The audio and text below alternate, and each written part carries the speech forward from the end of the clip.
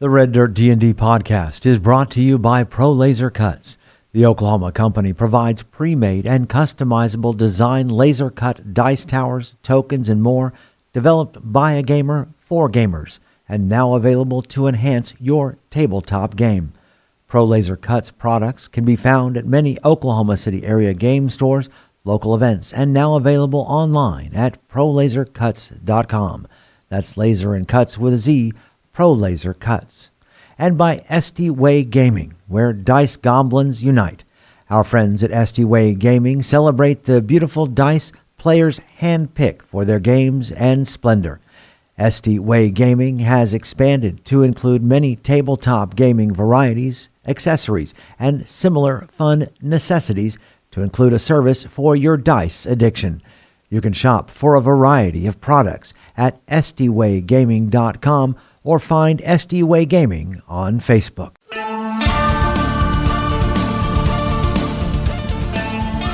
Welcome to Red Dirt D&D. I'm Michael Cross, and I play Gaz, an orc barbarian, sworn protector of the Caliban frontier. I'm Konnor Shenold. I play Konnor with a K, Kobold Sorcerer who's a continuous thorn in the Empire's side. I'm Johnny Payne, and I play Zonimus Dinar, a paladin of dusk, using vengeance as a tool to protect the ones I love. I'm Kiri Hester. I play Poppy Tea Leaf, the halfling desert druid determined to save the wild places from the ambitions of civilization. I'm Brooke Bullock, and I play Mokrin Stoneshaper, a young dwarf sorcerer finding his true family as revealed by the secrets of the frontier. And I'm Ash King, your dungeon master. Join us now for Tales from the Caliban Frontier.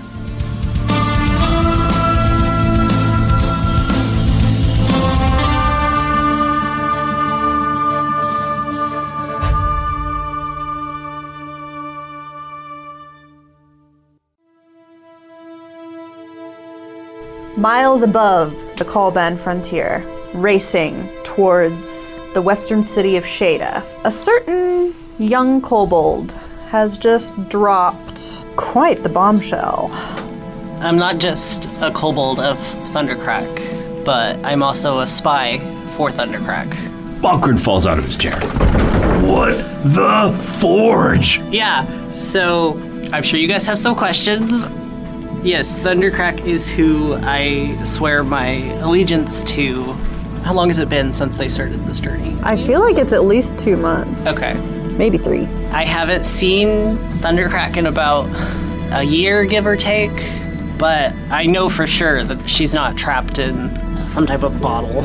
So you have actually seen Yes. Thundercrack? Lived with her until about a year ago. By the princess. Was it Thundercrack herself who sent you on your mission? Yes. And what exactly is your mission, young Konnor? Well, when this mission first started out, obviously we didn't know that the Empire was truly back. So what I was sent out to do was to see what exactly the dwarves' ambitions were coming from Venturus. And that's why it was us. To an extent. A lot of word around Venturus about mapping the frontier. And if the dwarves are a part of that, we definitely needed to make sure that we had more information on who was going out.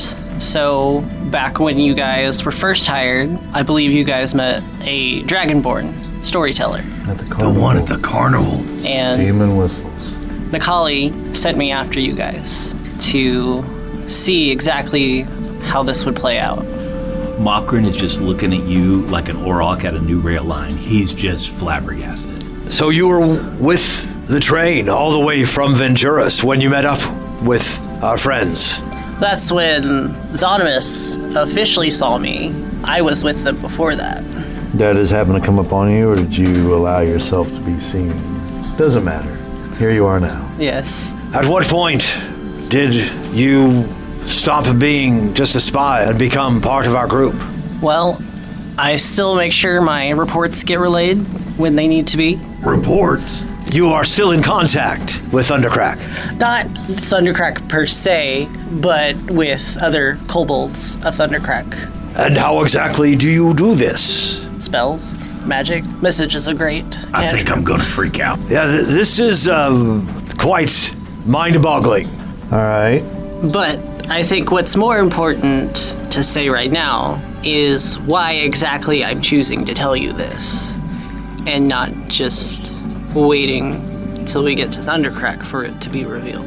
Obviously, we've grown close. I am very fond of all of you as companions, but my allegiance at the end of the day is to Thundercrack and the dragons. But your willingness to help Nightmare, who'd been trapped for centuries, and until we went to that plane, everyone, Kobolds, Dragonborn, even Thundercrack had assumed dead. The fact that you guys were willing to save him and break him out of his imprisonment, I think speaks more than just you being hired by the dwarves. You're actually willing to save the frontier, and with us going up against the Empire, now that they're back, that's why I'm choosing to say this now. It means a lot to open up yourselves like this, Konnor, and we appreciate it. I think that we have proven ourselves that we are more than willing to pledge our allegiance just as much to Thundercrack as you are. Frontier is home to all of us.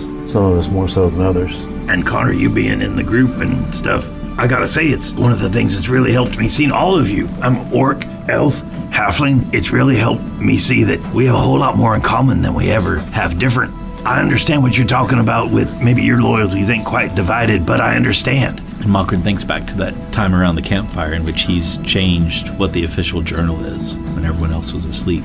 And so you staying loyal to her, it's great, but you sharing this secret with us, it means a lot. This information doesn't come easy for me to tell you. I am never supposed to talk about this. No one knows that the kobolds are spies for dragons. We've managed to keep that secret for centuries. Well, you see, we've all been entrusted with lots of secrets over the Yes. past few months. So this is just one more. I have to ask, what's next? More importantly, are we heading the right way to find Thundercrack? Yes. Do we need to act like we don't know any of this? Yes. Will your work be done, and are you leaving us? Makrin looks with great concern toward Konnor. That might be something to talk to Thundercrack about, but if she still sees my importance in this party to help bring down the Empire, I would be more than willing to stick with you guys. What if the party sees your importance in bringing down this empire? You think she'd listen to us? Because, Konnor, we need you. Yeah, without you, we wouldn't have been able to even do the thing with Nightmare and the Mind Eater. Poppy, you could have encouraged telling him. Tell him what? I do have to admit, young Poppy, you have been rather silent through this whole thing. What are your thoughts? I don't rightly have any. I'm just going to give her a look. The flower crown kind of just wilts a little. And Konnor may not notice because it's on his head. Poppy feels betrayed. Yeah. Zonimus picks up on that, but none of the rest of us do because he knows her. So these next words might be more towards Poppy than Konnor. Konnor, look, you and I have had our differences, but we started off strong, and I thought you were scared, weak, and lost when I first saw you. And I took pride in the fact that I had met a kindred spirit that was going to help you. As it turned out, you've been helping us, as well as Thundercrack, as well as the Frontier. We understand the need to keep this a secret, so I look over towards Poppy. We understand the importance placed upon you by the great and mighty Thundercrack. I like to think I can speak for all of us here when I say there's no sense of betrayal, and even though some of us had our doubts and suspicions about you, this is probably the best route this meeting could have went. Yes. I had my concerns finally speaking this aloud, especially with how you and I have been in the Plane of Dread, Zonimus. Well, that's all behind us now, and I can say that I was wrong about you, even moments before going into the Plane of Dread when I had some doubts and suspicions. But I guarantee you, Thundercrack will be proud of you when she sees who her little spy has turned into. I glance at your wings. I hope she will be, but unfortunately, this is kind of where my help in finding her ends. See, once a kobold leaves their dragon's lair, until they are brought back by a dragonborn, they can't find the lair again. Steam and whistles. That's an incredible way of keeping a secret. Exactly. Smart. Wait. Steam and whistle. Does this mean she's on our side? I mean, like she's gonna actively engage with us? I would assume as long as you are still against the Empire, at least for now, she should be willing to help. But she might have some concerns about Zonimus's previous connections to someone. Of course, anyone would. I will try my best to relay all that I've learned on this journey to her personally. So it sounds like what we need to do is find another brass dragonborn Yes. to guide us to Thundercrack's lair. Are you in contact with someone who can do that? Maybe your next report could include a request for an escort. Roll me a D100. Okay. 72. You are aware that Thundercrack does keep a few agents stationed in Shada. It's probably pretty perfect that we're going to Shada. There should be a few agents there. Let me ask you, young Konnor, when was the last time you checked in, as it were? I haven't had a chance since before the first time we went back to the Pillars. So all that happened was Sneaky Coyote and the Plane of Dread. Should we give you some private time to contact them and let them know what is going on? Especially the return of Nightmare might be of interest to Thundercrack and her agents. Yeah, I might have to do that closer to Shada. Konnor, is there anything else you're supposed to be doing that we've got in the way of that we could help with, other than just observing and reporting? Mokrin's face, there's a hint of a smile because of the huge amount of trust that just happened right there. Like, what can we do to help you from Zonimus? I think from here, the only thing left is to make sure the Empire gets taken down. Well, with you on our side, still hinting at you staying with us after this meeting, I have much faith in that. So that's my story. Any other questions? Anyone have any other thing they want to say to him before I wrap this meeting up? So this telepathy thing with dragons, like, I'm just gonna ask it, what in the world did Nightmare mean when he said he sensed part of Dreamweaver in me? Is that just through the weave? Is there a thing? Have dragons gifted part of their magics and that's why you and I can do what we can do? You gotta understand, it's a very weird thing for dwarves to be able to do what a kobold can do. What do I know about that, Ash? Roll me history or arcana. Okay, it's a 19. The old legends specifically say the dragon was created by the gods to watch over humans. It was one being that was then split into many parts. So every dragon that exists, all of the 11, were once all a singular being. And so the easiest way to describe it is basically their souls are all connected. So the dragons then imbued the world with magic, basically. Okay. So a lot of magic is directly influenced by the dragons in some way, shape, or form, because they were the first ones to use magic. Okay. Well, when the gods made the first dragon, that dragon was one, but something happened and it split into the 11. And that's why the dragons have a connection to each other, because they used to be one entity. And the dragons are basically where magic comes from, and each their own specific magic. And that's why I have the gift of thunder and lightning magic from Thundercrack. And is that also why you are able to contact the other agents of Thundercrack? Yes. Very good. Konnor, I thank you for revealing your secret. But, in a sense, it changes nothing.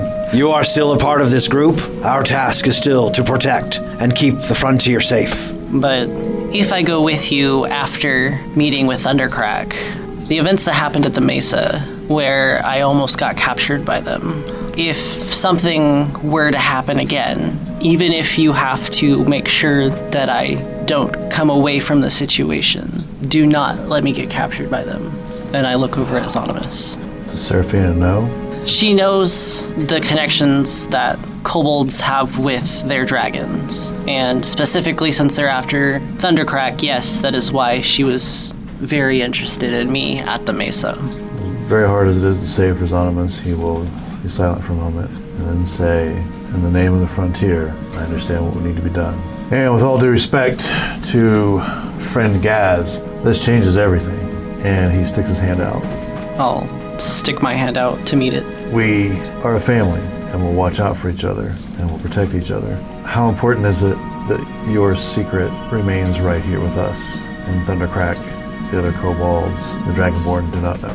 Very important. Then I say, before we land for the night, let's all swear an oath to recognize what Konnor has done and then put it out of our minds. I will let go of your hand, and I will take the cup of water that I requested for you to have, and I will pour that cup of water out. Everyone, I assume, has a drink on them, and I will pull out my flask, and I will pour a little bit of my flask into it, and then I will pass that almost empty cup to Gaz. And I shall add the bit of mead from the still that I have created down here. Malkrin reaches in and pulls out a small horn, and there's a little bit of dwarven ale in there. And puts it back into his vest and passes the cup over to Poppy. She will pass her hand over it and create water that way and top it off. Doesn't say a word. Passes it back to Zonimus. I will nudge it to Konnor to add something. I'll spit into it. So I will complete this Valdery by taking the first drink and passing it to Gaz. Let this bind this family in this secret. And I shall drink it in honor of our group, our family here. Malkrin has a side glance at Poppy and senses something, and he takes a gigantic swig. And then there's just a little bit left as he passes it to Poppy. I will purify water. And hold my nose and leave some in there because Konnor hasn't had any yet. But Malkrin did drink most of it, so give that over to Konnor. I'll finish the rest of it off.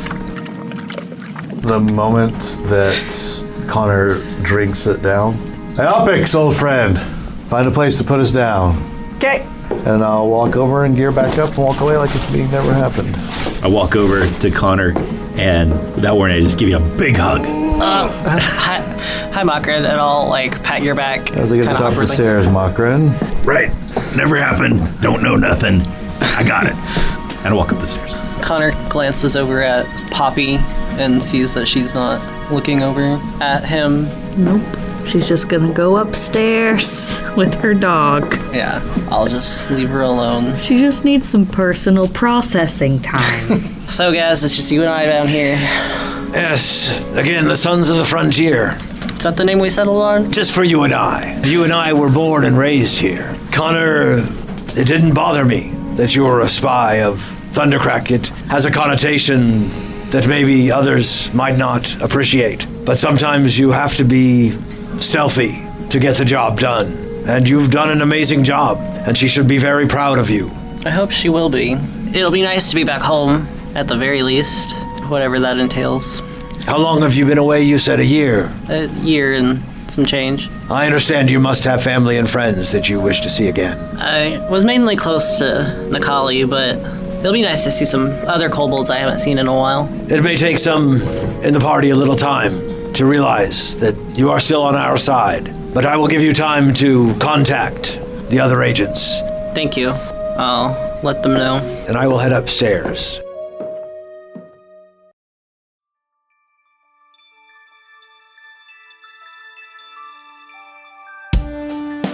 Greetings and salutations, my friends. I'm Michael Cross. So great to have a moment to talk with you during this mid-show break. First off, I want to invite you all to join us as Patreon members. The money we raise helps us pay for things like the music and sound effects you hear on the show, as well as money to go to events and make new fans. When you become a Patreon member, you get our episodes 4 days early, bonus content, access to our Discord server, and full versions of our roundtable discussions. You'll be joining other fans like Scott Wise, Don Mills, Heath Mormon, and the Lady Kate. So join us right now at patreon.com/reddirtdnd. Another way to support us is by getting your very own Red Dirt merchandise. You can find things like hats, hoodies, mugs, and t-shirts. Just click on the merch tab at reddirtdnd.com or reddirtrpg.com. Since 2020, the Red Dirt D&D podcast has been close to another Oklahoma actual play Dungeons & Dragons podcast, D20 to Curtain. And me personally, I've had a chance to work on stage with some of the actors on the show. So when you get done with this episode, you should check them out.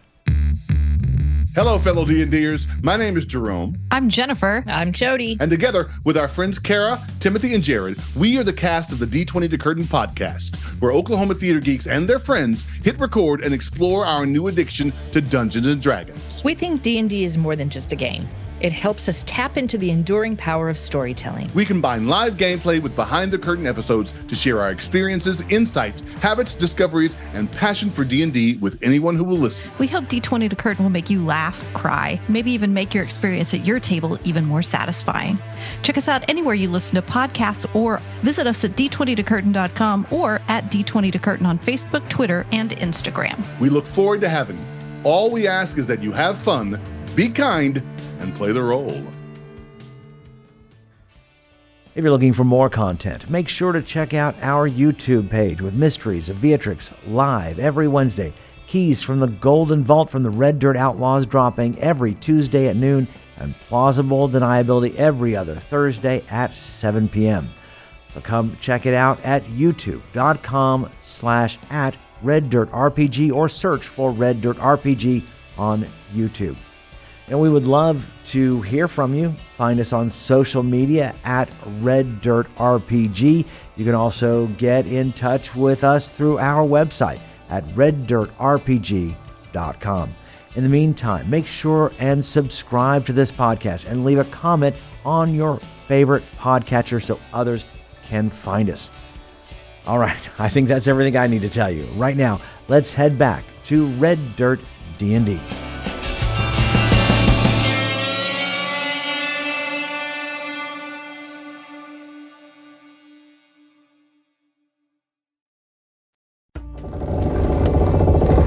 A few more days worth of traveling, and the city of Shada comes into view.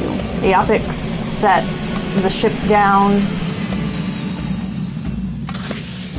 a little ways away, stating that, so this is a piece of technology that no one has seen in 5,000 years. Why don't we keep it that way for a little while longer? Probably for the best. I agree completely. Especially, since we wouldn't want any Gnoll raiders to get a hold of it or something like that. I mean, they're so violent and they just charge in and slobber on everything all the time anyway. Right? Wait, Gaz, Opix, why are you looking at me like I'm weird? Well, we are sitting out here in the middle of nowhere. Should somebody be left behind to guard the ship? I thought you had a good guard dog. Eopix scritches Wildfire under the chin. Yes, but if something large were to come in, I don't think Poppy would forgive us if something were to happen to Wildfire. She would not. We might need Iopix to come with us if he got contacts in Shada. I think it would be fine, but I could only get things to watch it for short periods of time, like an hour at most. You know what? I'll tell you what. I can't think of any reason that I need to be in there. I need no shopping. I have no contact inside, no material components. I mean, honestly, Makrin can pick up what I need. Makrin, I just need you to pick up a couple things for me, really just this one thing. I need a gem-encrusted bowl worth at least 1,000 GP so we can do a hero's feast at some point in time if we need to. Iopix needs to go. Konnor needs to go. Konnor, can you cast invisibility on it? I'd be willing to upcast invisibility to a 6th level spell slot if we could do it to where it actually will do that, but it does say a creature. Yeah. We could also maybe find some way to just physically, mundanely hide it as well. I can do that. I have Wall of Thorns that I could create. So if we want to hide this, can I upcast Fog Cloud to last more than an hour? If he and I work together, because that's a spell that I also have. Because it's a 20-foot radius sphere. And technically it says at higher levels, the radius gets bigger. I have a 20-foot diameter thing, too. I just need to know how big the bolt is. If you want to upcast invisibility, I will allow it to affect an object and to affect it for however. Okay, once we're actually set to get off of this thing, cast invisibility on the boat, and so all of us can go. And Eopix also kind of helps you guys, Eopix is a ranger. Yeah. He will help you find a good spot to hide the boat. Okay. Very good. Let us head into Shada. Hey, Poppy. Feeling any better about the news we got a few days ago? Yeah, that's fine. I just have problems with people spying on me and dictating my fate for me, and it's a sore subject, and it's not anything that Konnor did, and I have no hard feelings towards Konnor. It's just the concept overall, and I know it's not his fault, and I'm not, like I said, I don't have any negative feelings toward him. I just need to assess my own internal struggles and deal with my own, and I feel like at that point in time in the meeting, I couldn't say anything that wasn't going to hurt Konnor's feelings unnecessarily, so I just stayed quiet. It's my own problems, and I'll be fine. Feel better? No.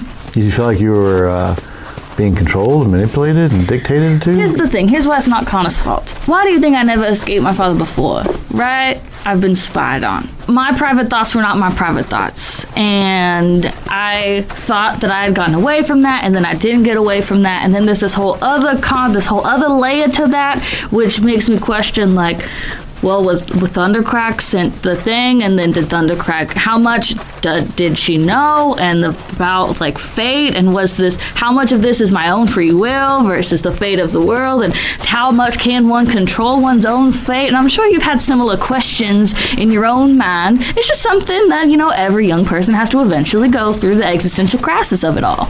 Definitely. I understand. Does intent have any play in any of this? I'm not mad at Konnor at all. Okay. Just like I wasn't mad at Rosie. She was doing her job. She had to tell Daddy what was going on. Does Konnor know that you're not mad at him? I mean, it's been 3 days. I'm sure we've been friendly in some way. That's why I love you, Poppy. You and your trauma. We all carry our own emotional bags, and... Not me, I'm fine. Now that is stinkier than a pile of rock poop. I'm trying to make my own... How would that one go? Trying to eat your own steam and whistles? Yeah, how'd that one work out? That was pretty good. Wildfire, I thought it was great. All right, let's catch up with the rest. I just want to check on you and your trauma. Because I love you, and that includes all of you. I love all of my friends, too. It's been 4 days, and we haven't talked about this. I just don't think that right now, as we are all staring at the possibility of our own mortality and death, that I can't let myself be distracted. And if I'm worried about you more than I'm already worried about you, I feel like I can't keep the other 3 safe, and that's not okay. So, although I do care about you deeply, I can't. This is where it has to be until Cimarron is no longer a threat, and Wiley is also no longer a threat. I love you too. I pull my hood up and walk away. Makrin. Yeah. Konnor has just admitted that he has been still faithful to his own kind. Here you are out in the Caliban, possibly further than any dwarf has gone. How do you feel about your own kind? Well, dwarves is still great. We can be a little bit rigid and not real subject to change. It takes a long time to turn and change your mind. But Konnor was sent to spy on your people. Yeah, Uncle Jacoby would probably not be thrilled about that. But Konnor's got a good heart, and he and I are friends. And so what he's doing because it's the right thing to do. And I agree with that. But just realize that in some ways we might be going a little bit against your own kind as well. What do you mean? Well, if the dragons come back, it might be a little difficult for the dwarves to move further into the Caliban frontier. Yeah, no, probably not. How soon do you think people will know that there are dragons back? I think fairly certain. Once word gets around, the nightmare has returned. Wow. I don't know. I mean, dwarves is all about if they can establish some type of trade or profit or something with the Temple of Nightmare or with the dragons in general, that'd be great. I mean, they focused on kind of engineering stuff because magic isn't as natural to them as it is to others. Well, maybe then you and Smithson might be the leaders that the people of Venturus need to bridge a gap between the dragons and those of the East. Oh, no, I ain't no type of leader he has. Don't sell yourself short, my friend. You could be the person that leads Venturus into a new age in its contact with those of the West. I think some folks in Venturus, I don't think they understand the frontier at all. I've understood it better, and I think... Really long pause. I think maybe the way of the frontier might be even better than the way the dwarves do some things. Now, I mentioned it earlier, and you kind of gave me a funny look, but seriously, don't we need to be worried about some of them Gnoll vigilantes and barbarians and stuff. I mean, we've heard stories about them back in Venturis. They're just crazy. There was a time when I would be considered a vigilante and trying to stop outside of the law the bad guys of the frontier. Sometimes they can be talked to. Really? Oh, yes. Depending on what side you come from. Huh. I guess I should know that. I mean, I've learned so much about the way that maybe what we think about people ain't really the way people's are. Yes. Gnolls could very well be different in person than the stories of them are. The Gnolls are good. There are some, they can be a little bit more of outlaws, but for the most part, the Gnolls are, in my opinion, some of the strongest fighters of the Caliban frontier. Now, that part does filter into the stories, their ferocity and their willing to just do anything it takes to win. Yes, and we've had our run-ins with the bad types of the Gnolls, and that tainted our opinion sometimes. What do they call them? Them young-blooded, that's... Young-bloods. Yeah. But the older Gnolls are some of the wisest and strongest that you will ever meet. I think we just keep adding strength to strength. And if Theopix knows some of them warriors, that's all going to be incredible.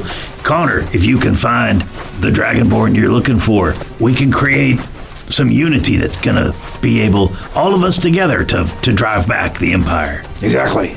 Yeah. So any ideas where we need to go?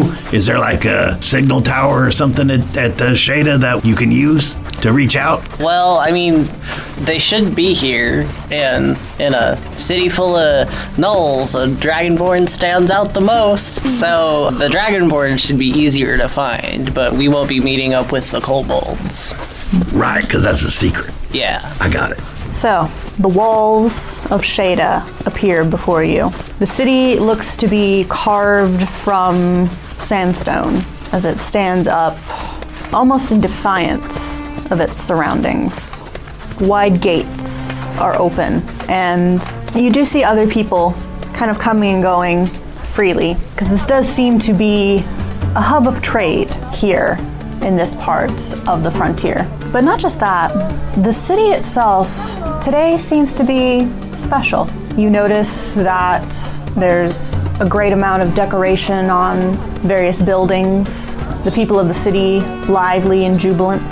And yes, you see a great number of gnolls. I mean, the vast majority of the population here is gnolls, but you do see others here. Orcs, handful of elves, a rare human or two that walk up and down the main thoroughfare where there are quite a number of stalls that are set up for traders. And you see a great number of weaponsmiths who are kind of harking their wares, various armorers, metal jewelry, where, you know, as elves and orcs use mostly natural materials, bone, fur, tooth. The gnolls do seem to favor more actual metal. But yeah, it's a lively and jubilant.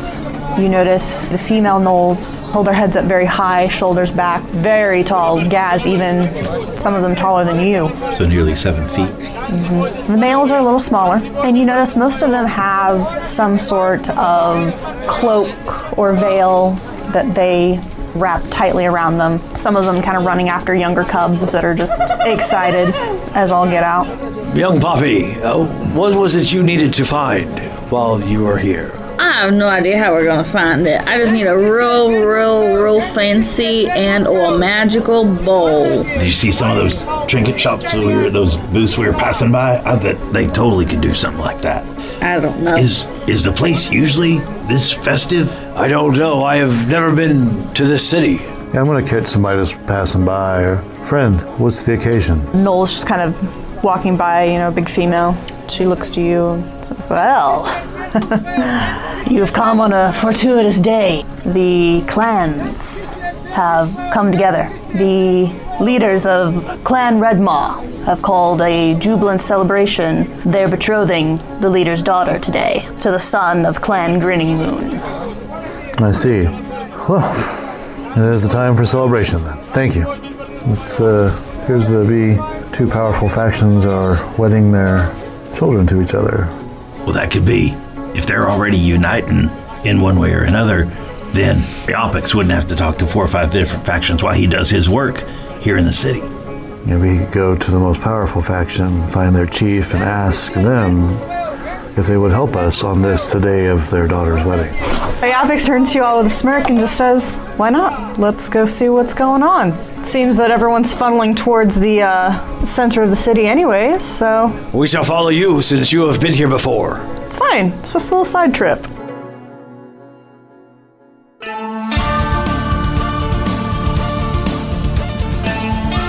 Red Dirt D&D Tales from the Caliban Frontier is Ash King as our Dungeon Master, Brooke Bullock as Mokran Stone Shaper, Johnny Payne as Zonimus Dinar, Kiri Hester as Poppy Tealeaf, Konnor Shenold as Konnor the Kobold, and I'm Michael Cross as Gaz.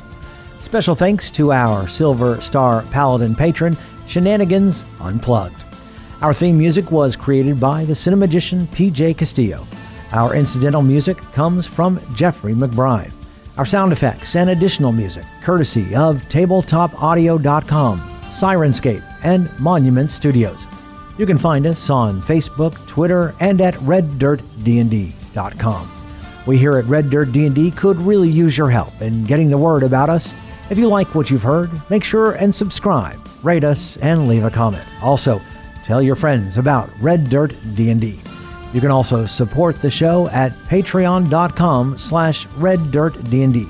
We have several giving levels to help us grow up big and strong. Join us next time as we go deeper into the Caliban Frontier.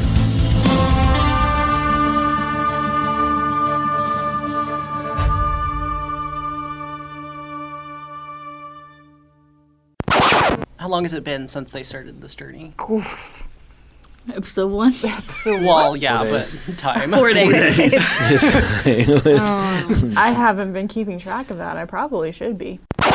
Can I just say how much I wish Gideon was here to react to any of this? Right. At some point, Zonimus had a thought about the storyteller and has voiced it. Yeah. It's going to be a great round table. I just did.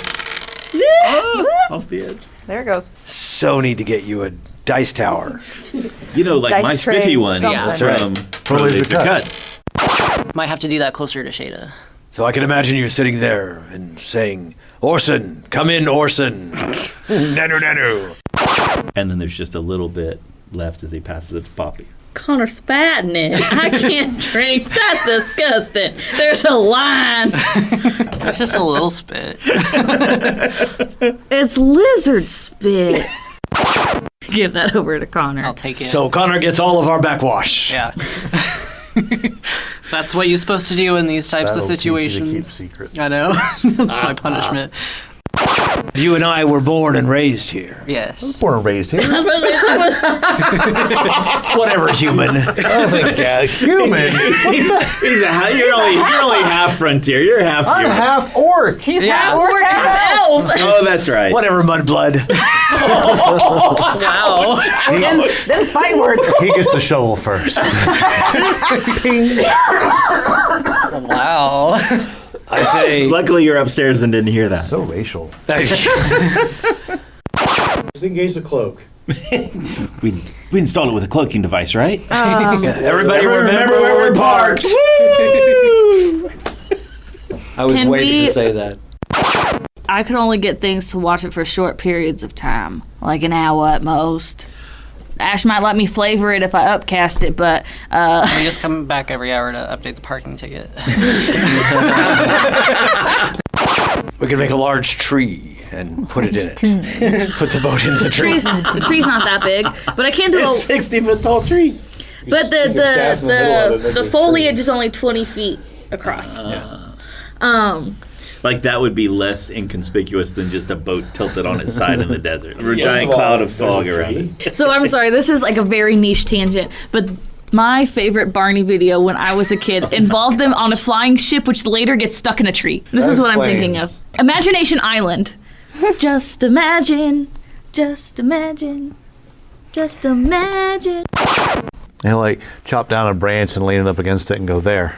That should do it. Toss a net As over long it. as the boat does not cast a spell or attack, it will stay in this. Fine. I love all of my friends too. Ow. Oh, God. I just got friend zoned. Enough of that mushy stuff. Michael's over there, like, trying not to gag. I'm fine. I have completely ignored all of you. And I am just... I am missing Cal. He's with your moms. Yes, I miss my moms. Oh, well. Don't sell yourself short, my friend. Oh, sorry. No pun intended.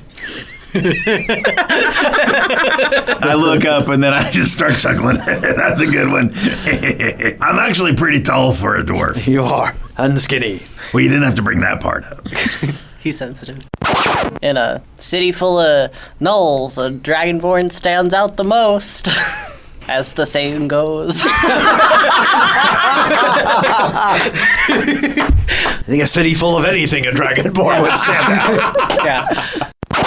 We could go to the most powerful faction, find their chief, and ask them if they would help us on this, the day of their daughter's wedding. That's not what I meant, Thomas. Yeah, no, the optics. Excuse me, I know you guys are busy with the marriage and stuff, but... It's fine. It's just a little side trip.